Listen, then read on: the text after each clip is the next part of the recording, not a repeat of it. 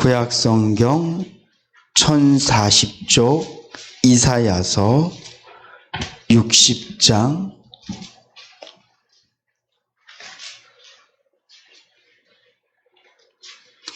1절로부터 3절 한 절씩 교독하시고 마지막 3절은 합독하시겠습니다. 일어나 빛을 발하라. 이는 내 빛이 이르렀고 여호와의 영광이 내 위에 임하였음이니라.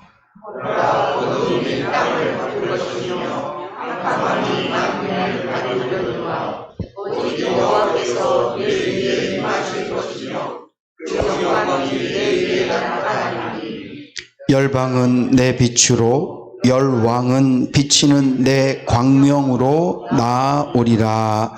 아멘. 우리를 위해서 십자가에서 죽으실 만큼 우리를 사랑하시는 그 하나님의 놀라운 은혜가 여러분들에게 복이 되셔서 그 복으로 이 새해 복 많이 받으시고요. 여러분들이 주님 주신 은혜와 복으로 여러분들의 심령이 천국 되는 복 누리실 수 있기를 주님의 이름으로 축복합니다. 어제 어떤 분을 이렇게 만났는데 그분이 저에게 목사님들 이름을 쭉 대면서 아냐고 아시는 분도 계시고 그러면서 그분들이 뭘 잘못하고 있는지에 대해서 저한테 쫙 얘기를 하는 거예요. 아, 그런가 보다.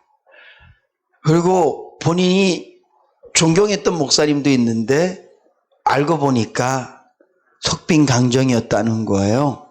빈 깡통이었고 선동가였고 거짓부렁이하였다고 그렇게 얘기를 하더라고요. 물론 제가 그분의 말씀에 다 동의할 수는 없어요. 왜냐하면 제가 그 목사님들을 직접 아는 분들도 아니고 직접 경험해보지 못했기 때문에. 그러나 한 가지 아는 것은 목회자가 정말 잘해야 되겠구나. 목사가 성도들에게 미치는 영향 뿐만 아니라 목사가 예수를 믿지 않는 사람들에게도 미치는 영향력이 참 크구나. 여러분, 한 목사가 일평생 사역을 하면서 몇 명을 전도할 수 있겠습니까? 몇 명에게 복음을 전할 수 있겠습니까?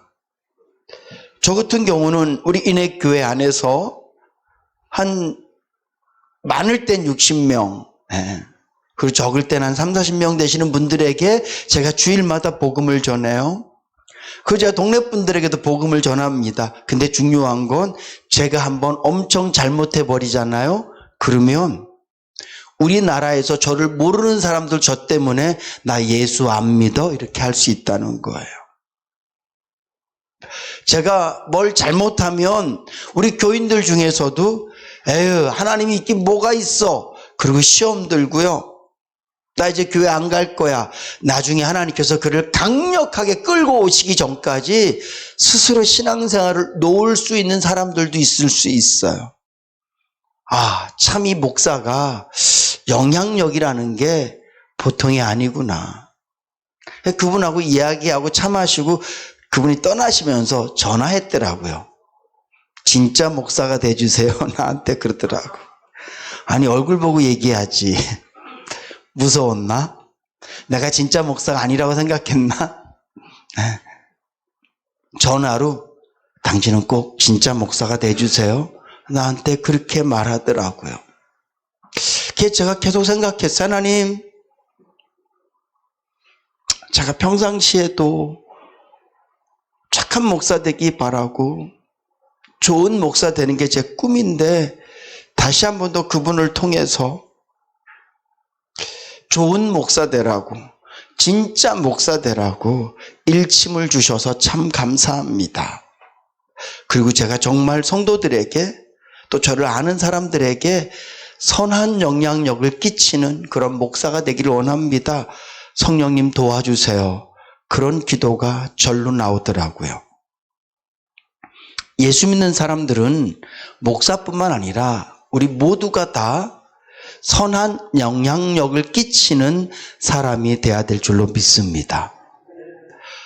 모든 빛을 내는 물체는요, 색깔은 다르고 온도는 다르고 채도는 다르지만 모든 빛을 내는 물체는 빛이라는 것 자체를 통해서 그 빛이라는 영향력을 끼치거든요.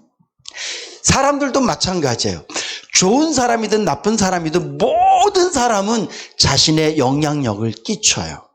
부모는 자식에게, 자식은 부모에게, 남편은 아내에게, 아내는 남편에게, 또 우리는 이웃들에게, 또 우리는 이웃에게 영향력을 주기도 하고 받기도 합니다. 어떤 분들은 나쁜 영향력을 너무 많이 받아서 나는 절대 저런 사람이 되지 말아야지 그러면서 그런 사람이 되기도 해요. 또 어떤 사람들은 좋은 영향력을 받아서 나는 저런 사람이 됐으면 좋겠다. 그래서 정말 좋은 영향력을 끼치는 사람이 되기도 해요.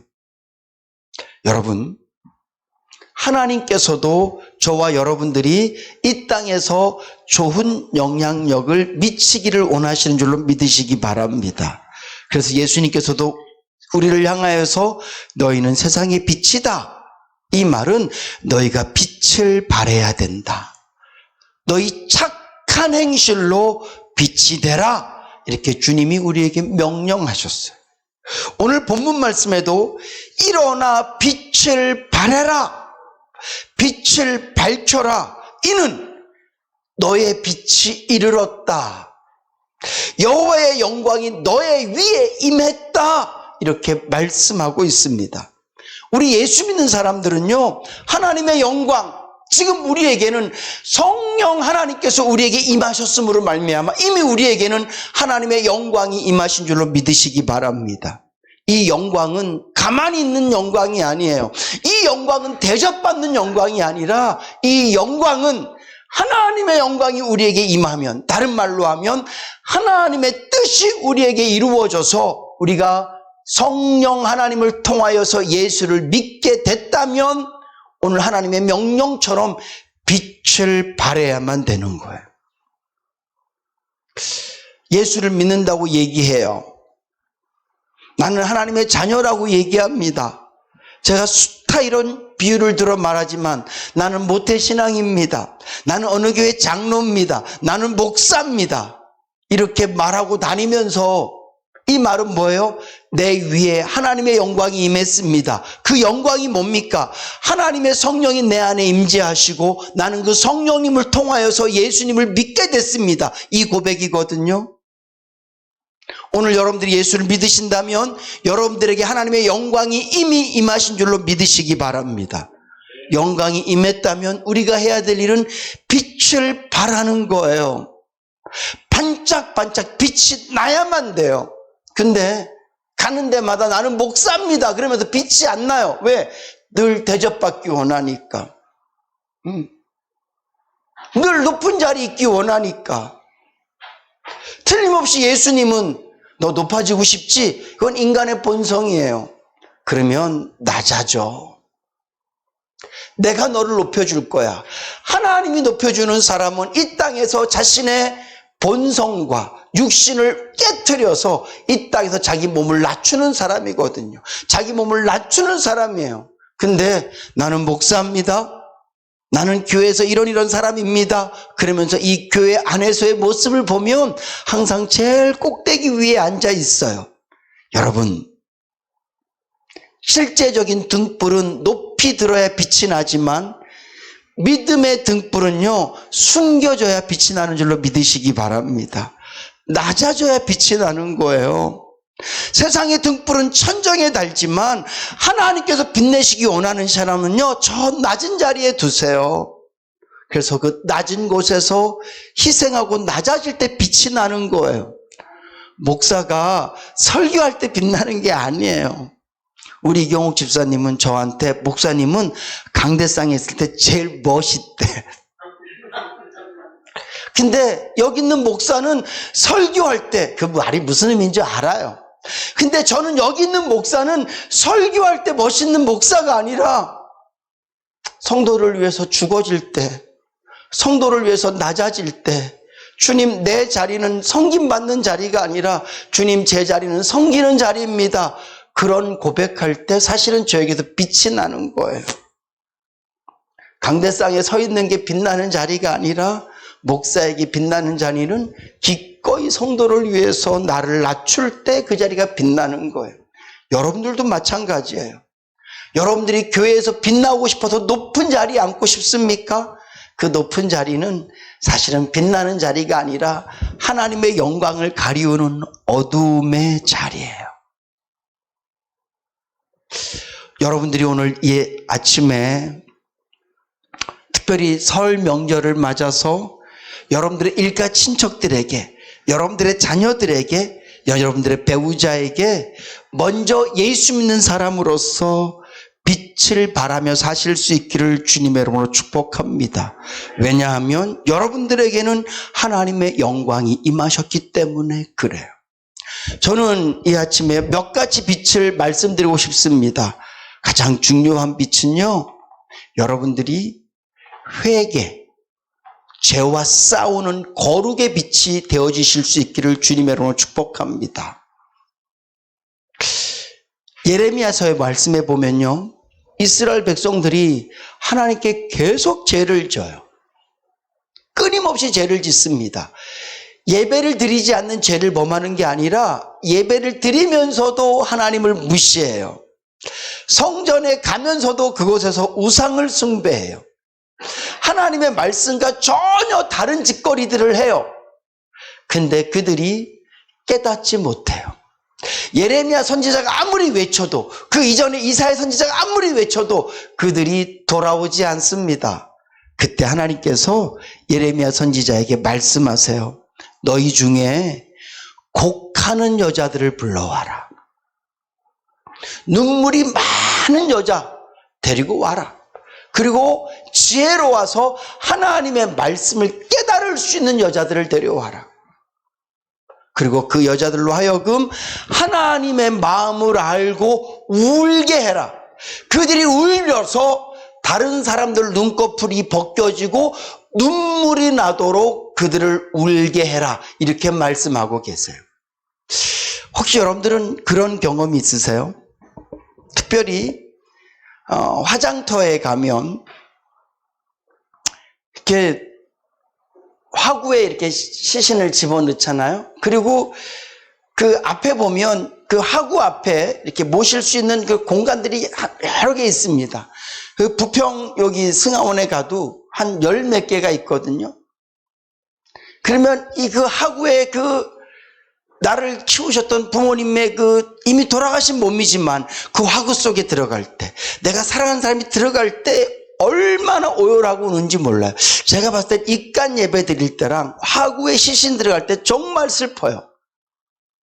근데 내가 모르는 사람인데도 옆에서 너무 처량하게 울면 나도 모르게 눈물이 나요. 혹시 그런 경험이 있으세요?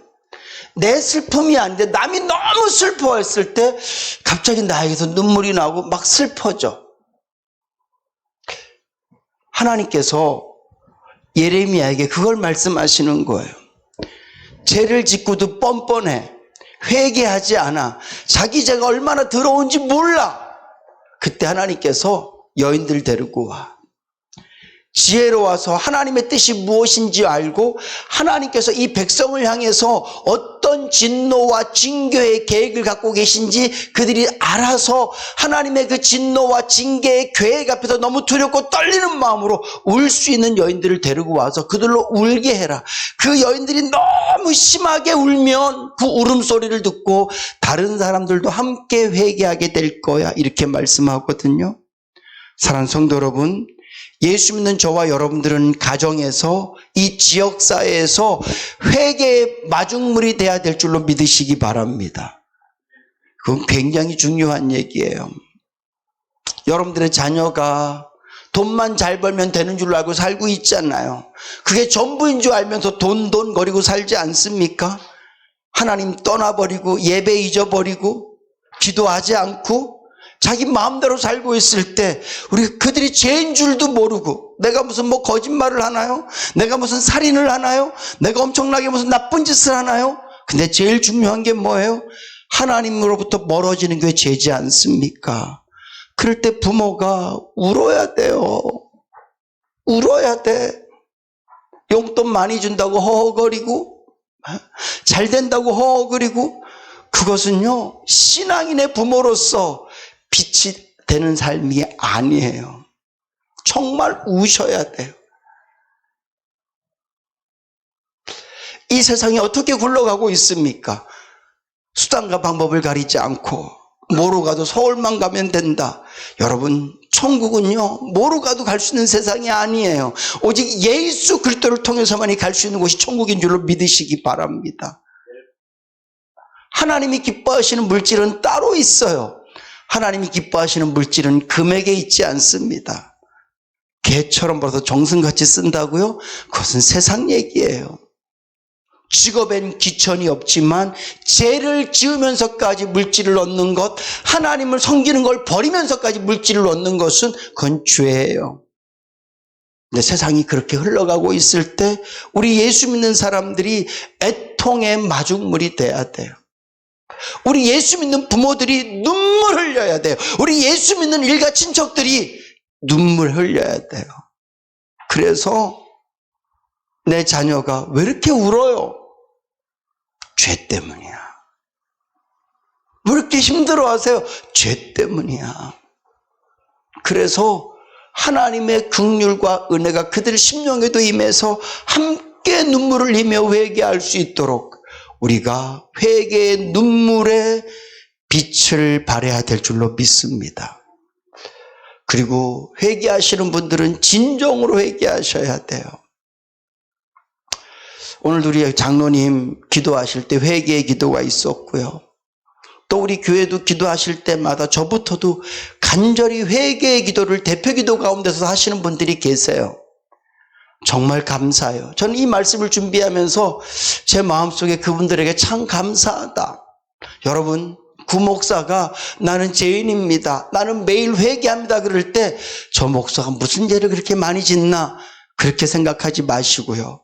누군가 기도하면서 주님 우리는 죄인입니다 눈물을 흘려가며 회개할 때 저 권사가, 저 집사가 무슨 죄가 그렇게 많을까 생각하지 마시고요. 주님이 여러분들의 마음을 두드리시는 것을 믿으시고 함께 회개의 눈물을 흘리실 수 있기를 주님의 이름으로 축복합니다. 여러분, 회개하셔야 돼요. 교회가 해야 될 일은 이거예요. 이거. 주님이 이 땅에 오셔서 끊임없이 회개하라고 선포하고 계시거든요. 주님이 하신 말씀이에요. 교회도 성도들에게 끊임없이 회개하라고 선포해야 돼요. 왜냐하면 회개해야 심령의 천국이 이루어지기 때문에 그렇습니다. 회개해야 하나님께서 우리 심령 가운데 역사하시기 때문에 그래요. 회개해야 여러분들의 자녀들이 하나님께로 돌아올 수 있기 때문에 그래요. 여러분, 저도 저 자신 스스로부터 저의 죄를 생각하면서 눈물을 흘리며 회개해서 회개의 등불이 되겠습니다. 어쩌면 목사가 열심히 목회해서 교회 잘 되고 자녀들 잘 돼서 그렇게 빛이 되는 것보다 제가 회개의 빛이 되는 게 하나님 보시기엔 더 좋은 빛일 거예요. 제가 그렇게 열심히 회개하고 열심히 하나님 앞에 애통하겠습니다. 여러분들도 그런 영향력 받으시고요. 또 그런 영향력 주실 수 있기를 주님의 이름으로 축복합니다. 뿐만 아니라 성도는 거룩의 등불이 돼야만 돼요. 골리앗 장군이 이스라엘 백성들과 전쟁할 때 그가 이스라엘 백성들을 막 조롱하고 하나님을 막 조롱합니다. 그때 사울 왕부터 시작해서 다윗의 형들까지 이스라엘 모든 장수들이요 골리앗의 그 기골장대함을 보고 모두가 다 숨어버렸어요. 벌벌 떨고 있습니다. 지금 이 시대가 꼭 그래요. 우리 예수 믿는 사람들이 죄 앞에서 너무 벌벌 떨어요. 죄와 싸울 의지가 없다니까요. 내가 세상으로부터 왕따 당하면 어떡하지? 내 경제적인 부분들, 내 삶의 이런 부분들, 내 인격, 내 자존심, 이런 것들 때문에 내가 지키고 싶은 세상 것들 때문에 우리가 죄라는 골리앗 앞에서 얼마나 많이 숨어 지내는지 몰라요. 목회자도요, 교회에 혹시 성도들 떨어질까봐, 아니면 헌금 떨어질까봐, 아니면 여러 가지 그런 상황들 때문에 죄와 싸우려 하지 않고 적당히 타협해요. 숨는다니까요. 여러분들은 어떠세요? 그때 다윗이라는 한 소년이 있습니다. 아버지의 심부름으로 형들에게 먹을 것 갖다 주고, 전장 소식은 어떤지, 형들은 무사한지 그 소식 들으려고 전쟁터에 갔던 다윗이 있어요. 다윗이 듣습니다. 눈으로 보기에 자기보다 키도 훨씬 더 크고 우락부락하고 누가 봐도 전쟁의 영웅 같은 사람이 하나님의 이름을 목독하고 전쟁을 일으키고 있습니다. 아무도 나서지 않아요. 그때 다윗이 얘기해요. 내가 저와 싸우겠다. 하나님을 모독하는 저와 내가 싸우겠다. 사울 왕에 가서 얘기합니다. 내가 저와 싸우겠습니다.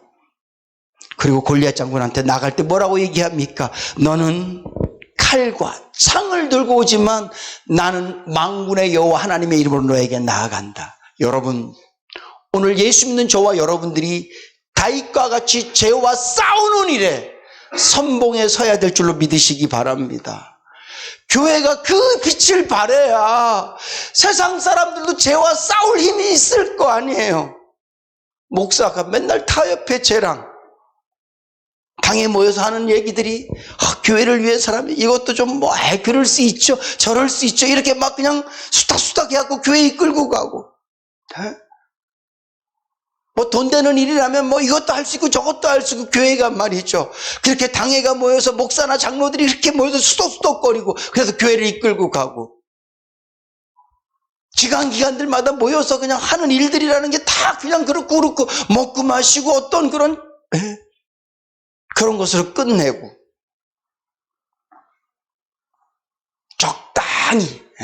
적당히 눈 감아주고 몰라주고. 여러분, 뭐 묻은 개는요, 뭐 묻은 개한테 말 못해요. 지금 한국 교회가 세상 사람들한테 죄 짓지 말라고 말할 수 있을 것 같습니까? 목사가 성도들에게 죄와 싸우자고 말할 수 있을 것 같습니까? 뭐라고 얘기해요? 너부터 잘해, 이렇게 말한다니까요. 맞아요. 저부터 잘하려고 애쓸게요. 진짜 제가 한번 다윗이 돼 볼게요.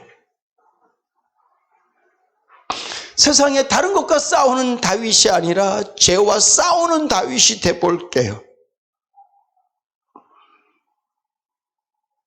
다윗처럼 승리자가 아니라 눈으로 보기에 설령 내가 죽어진다 할지라도, 갈기갈기 찢어진다 할지라도 숨이 다하는 그날까지 죄와 싸우는 목사가 되도록 힘써볼게요. 매일 그렇게 기도할게요. 여러분들도 그래 주실 수 있기를 주님의 이름으로 부탁을 드립니다. 여러분들 직장에서 여러분들이 죄와 싸우는 모습을 보여주셔야 예수 믿지 않는 다른 사람들도 죄 짓는 걸 부끄러워할 거 아니에요. 가정에서 부모가 죄가 스라하라 앞에서 죄와 싸우는 모습을 보여줘야 내 감정을 이겨내고 나의 사사로운 어떤 이익들을 이겨내고 하나님 말씀대로 살려는 모습을 보여줄 때 그 친구들이, 그치, 내가 목사 딸인데 나도 그렇게 한번 살아봐야지, 최소한 양심의 가책이라도 느낄 거 아니에요. 그런데 목사라는 아버지가 죄 짓고 살고 자기가 봐도 우리 아빠 뭐 설교는 저렇게 하지만 집에서는 엉망이야. 그 친구들이 무슨 도전을 받겠냐고요. 여러분, 빛은 도전이에요. 사랑하는 성도 여러분, 여러분들의 가족들에게, 여러분들이 만나지는 사람들에게 죄와 싸우는 모습으로 빛을 발하실 수 있기를 주님의 이름으로 축복합니다. 그래서 저와 여러분들이 있는 곳에는 회개의 눈물과 죄와 싸우는 용기가 빛이 되어져서 팔팔 타올라야 돼. 마지막으로 하나만 더 말씀드리면, 우리 예수 믿는 사람은요, 예수 그리스도처럼 희생으로 빛이 돼야 될 줄로 믿으시기 바랍니다. 성도는요, 이 전깃불은 전력이라는 그렇죠? 전력이라는 에너지를 통해서 빛이 나지 않습니까? 옛날 우리 애가 켰던 호론 등불은 기름이라는 걸 통해서 빛이 났어요. 예수 믿는 사람의 빛은 서두에도 말씀드렸지만 희생을 태워서 빛이 나는 거예요. 여러분, 제자들은 예수님이 오병이어를 행할 때 와, 우리 예수님, 우리 스승님 정말 빛난다 이렇게 생각했어요. 근데 하나님께서 원하시는 예수 그리스도를 통한 빛은 십자가인 줄로 믿으시기 바랍니다. 결국 주님의 인생 가운데 가장 찬란하게 빛났던 순간은 십자가예요. 물론 그 이후에 부활도 빛이 나지만 결국 주님은 우리를 위해서 죽으시기 위해서 오셨거든요. 희생하시기 위해서 오셨어요. 그래서 빌립보서에 있는 말씀처럼 하늘 보좌를 버리시고 우리를 위해서 낮고 천한 몸으로 이 땅에 오셔서 스스로 세상죄를 다 뒤집어 쓰시고 십자가에서 기꺼이 죽어주심으로 말미암아 그분은 빛났어요.